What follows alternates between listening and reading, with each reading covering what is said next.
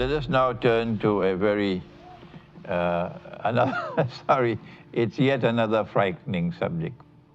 And that is the events which are taking place in Saudi Arabia. I don't even like the name Saudi Arabia, because our Prophet, Allah's blessings be upon him, gave it a name.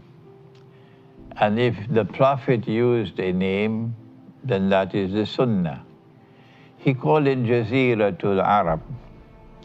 And in Jaziratul Arab, meaning the Arabian Peninsula, Jaziratul Arab, in Jaziratul Arab, there were regions.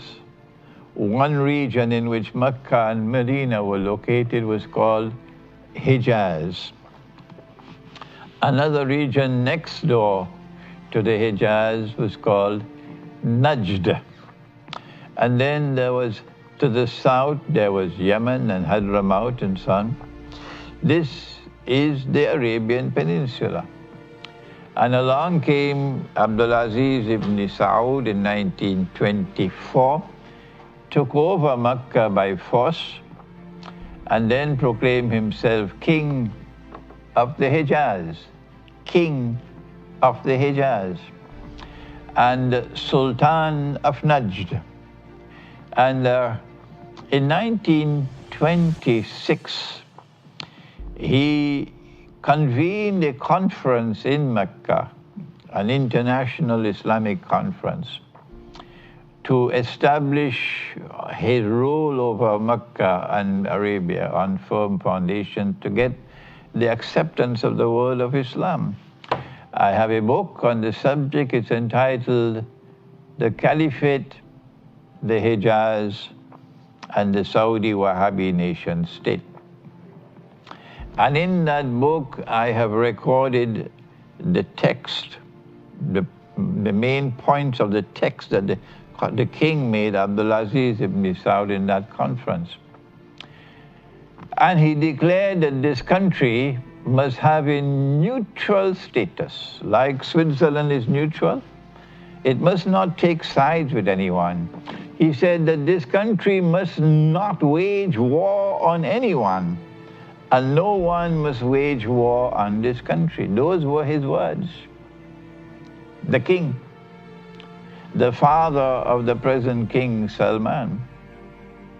And today, Saudi Arabia, they gave it a new name after their own family, Saudi Arabia. It's difficult for me on my tongue to even pronounce the word Saudi Arabia, is waging war on innocent Yemen, and now is on the verge of provoking war with Iran. And if, of course, they're doing it on behalf of the United States of America, everybody knows that. If they succeed in provoking war with Iran, this is going to involve war with Lebanon as well, war with Iraq as well.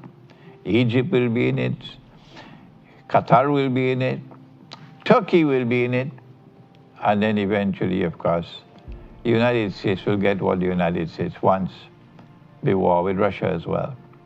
The United States is lusting for war with Russia, lusting. And President Donald Trump is just a pawn being pushed here and there. The master plan is war with Russia and war with China in order to rule the world. And so now the pawns are in place, and you have a young little upstart schoolboy who is the crown prince of Saudi Arabia now, Mohammed bin Salman. I call him a schoolboy. I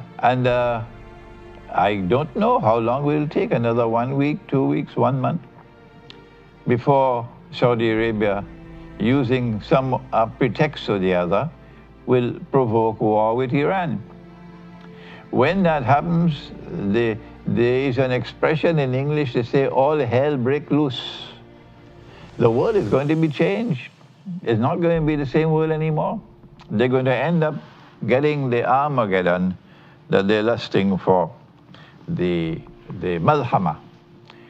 I recall 1976, July 1976, yes, I recall it, because King Faisal the brother of King Salman, King Faisal of Saudi Arabia, had stood up against the Zionists after the war of 1967, when Jerusalem was captured.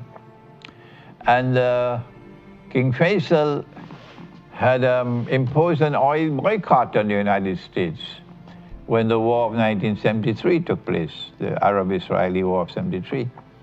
And when the price of oil went up by 400% and the money was coming in, then Pakistan had an intelligent ruler at that time. I don't know, Pakistan always has a schoolboy, but they had an intelligent ruler at that time, Zulfikar Ali Bhutto. And Bhutto had the political acumen to realize that an opportunity had come. And he reached out to Faisal, and they quickly formed an alliance, a Bhutto-Faisal alliance. Maybe some of you are too young to know about this. And that alliance succeeded in bringing about the Lahore Islamic Summit Conference in February 1974, in which the world of Islam was coming together now to try to harness the resources which were coming through the price of oil to try to better the lot of the Muslims and to restore Islam as a stronger actor on the stage of the world. That's what the Lahore Islamic Summit Conference of 1974 was all about. And then the Western world, the Zionist world, was so alarmed by what Bhutto and Faisal had done. So alarmed that Kissinger threatened that we said, we're going to make a horrible example of you. And 2 months later, they responded with India. India detonated their first nuclear device. Indira Gandhi was saying, this is how we're going to respond.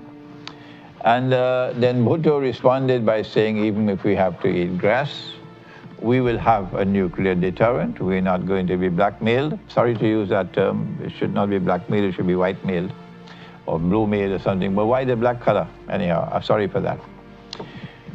When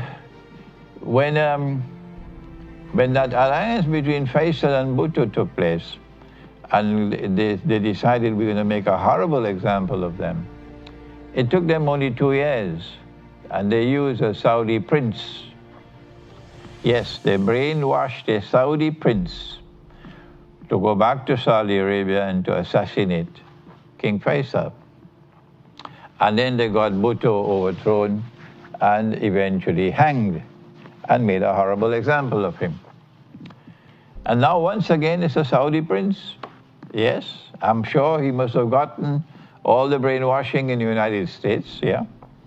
And they're using another Saudi prince today to do their dirty work for them. So this history repeating itself, that they're acting through proxies. And I use today's program to warn that the war is coming. I thought it may have come from Korea. It may have come from Ukraine. But no, it's coming from Mohammed bin Salman, who is going to use whatever pretext he can to provoke war with Iran. So this is a warning of what is coming.